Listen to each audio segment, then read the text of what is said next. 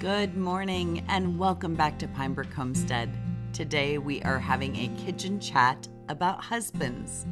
So grab your beverage of choice and let's chat. Before I get started, if you are new here, welcome. My name is Marie. Today the whole family is home, including my husband. Let me give you a little background. Jeff and I have been married for 17 years. We've had our ups and downs like most married couples, but we were determined to not be another statistic. You see, Jeff had never been married and no children. Yes, I said that right. I, on the other hand, had been married before and brought 2 boys into the equation. So ladies, are you thinking what I thought?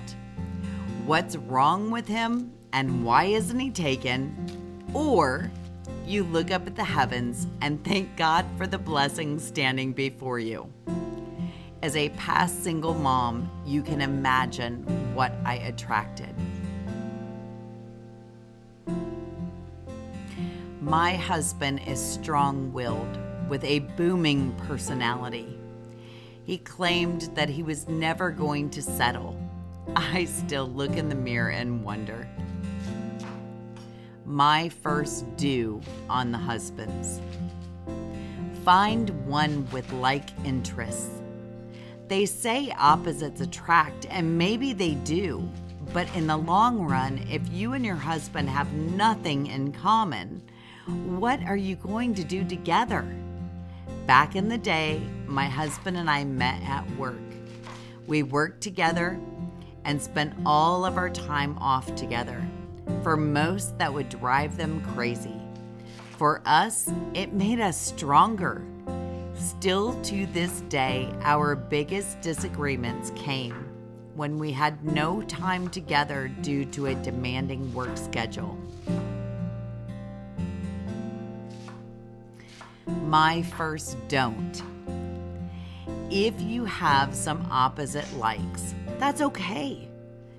Can you once in a while be a part of them for him and vice versa? My husband loves sports, every sport, and knows all the statistics around them. Me, not so much. But I participate in some events and encourage him to watch the ones that mean the most. This year, it's the Lions.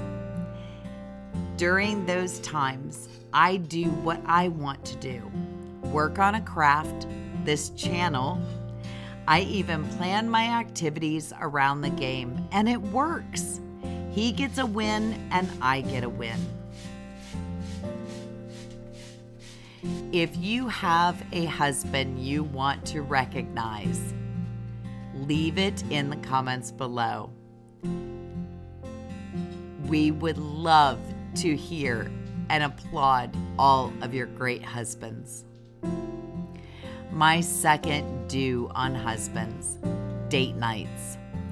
Now I know we are all trying to be frugal, and frankly, dropping money on a subpar meal that you could have made at home for a fraction of the cost is infuriating. But you can still have a date night at home. These are the nights that you drop the kids off at a sitter, or in our case with teenagers, we choose away football games to grab our date night. Dim the lights in the house, soft music, and create an adult dinner. Something mouth-watering for the 2 of you, but a meal your kids know they won't like. My second don't. If the budget is tight, don't skip out on alone time with your husband. Ultimately, he just wants to know that he is appreciated and loved as much as you do. Keep the waves of communication open. Don't shut him out. Money issues are the leading cause of divorce. It's difficult to be a happy-go-lucky when you have the stress of the bills looming over you. It's a sink or swim. You'll sink alone or swim together. My third do's on the husband. Let them speak first. Now give me a minute to explain. You've been home all day with the kids, or maybe alone. He has been at work all day. The garage door goes up and it's an adult. He's home. You're elated to speak to another adult. He isn't halfway in the door when our motors start running 1,000 miles a minute. We will share the entire day like a hurricane because we are just genuinely excited to see him and speak to an adult. He has dealt with adults in meetings all day. Before you say anything, hug him. Let him know you're happy he is home. Breathe life into him. Yet, still don't do it, even though you are bouncing up and down inside. Ask him how his day was. You're not allowed to puke about how awful the children were, how stressed out you are, and how you fear the upcoming bills. Not when he first walks in the door. My third don't. You've agreed on a budget. Oh, this is personal.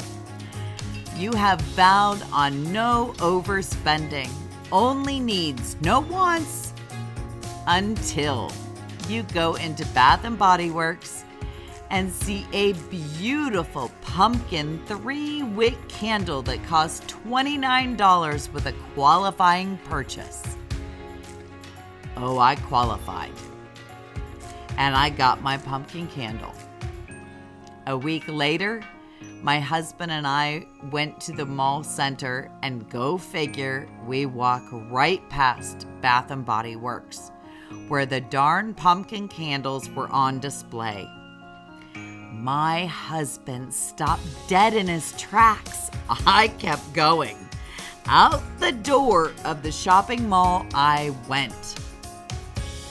Once he reached the outside, the look of confusion was priceless. What I had told him and what the store sign said were two different stories. Was he mad? No. Hurt that I misled him? Yes. Don't hide your spending. Talk it out. Sit on the purchase and make sure it is something you really want. If after 48 hours you can't live without it, talk to your husband and share your desires.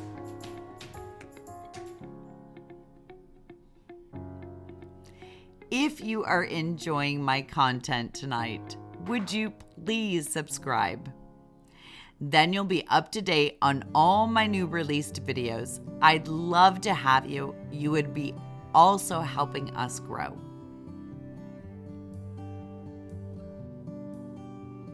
My fourth do for the husband. If you want him to participate in a task or something that needs done, convey that to him. He can't read our minds, even though we think he can. He can't. Communication is the key. My husband has a personal assistant named Siri. I used to laugh at every time he'd call her name and ask her to remind him of something. Guess who my personal assistant is now? Yes, Siri.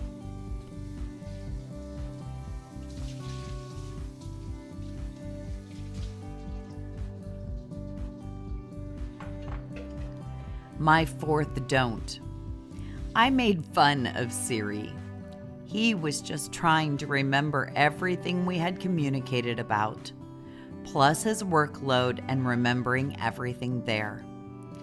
Just as we need grace, he needs grace. Don't get mad over the things that have slipped by due to the hustle culture of this world. Instead, encourage, remind, and give grace. We as a society are so overloaded between work and home life that things will inevitably slip through the cracks. Be real, ladies. It happens to us as well. Just last Thursday evening, I spoke about needing to have my son at the high school for early morning band practice. Went to bed, woke up, continued on my normal routine. He was 15 minutes late. It happens to us all.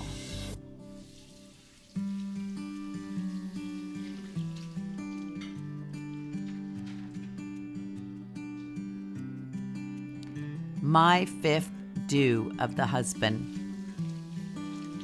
Make an agreement to continually nourish your marriage and commitment to each other.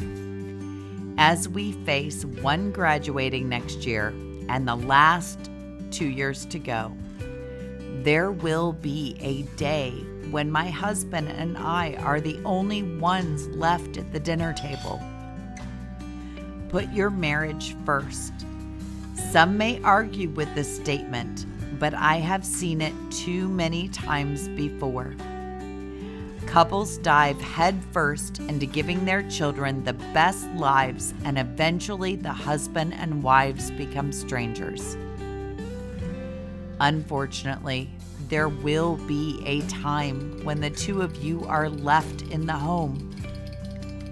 Your children have graduated and gone off to college, and the two of you stare at each other across the dinner table. I would rather you two stare fondly and know you made it through than be strangers.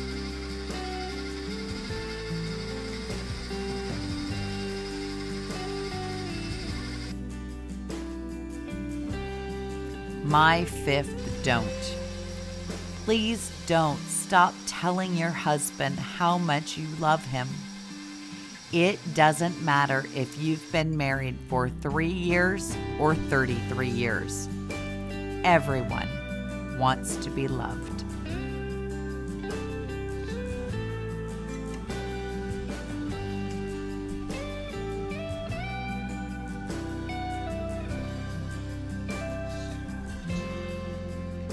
Love is patient.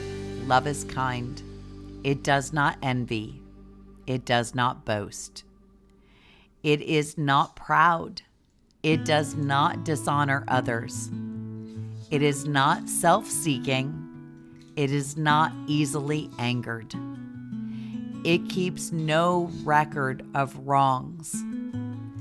Love does not delight in evil, but rejoices in the truth. It always protects, always trusts, always hopes, and always perseveres. 1 Corinthians 13:4-7.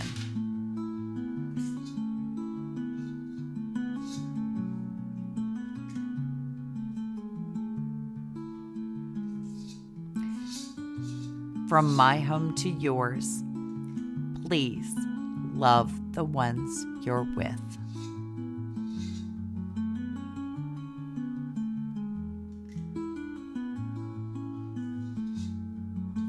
From all of us at Pinebrook Homestead, we wish you a fabulous evening. In the meantime, please subscribe, like, and share. We would love to have you join us. It helps us grow.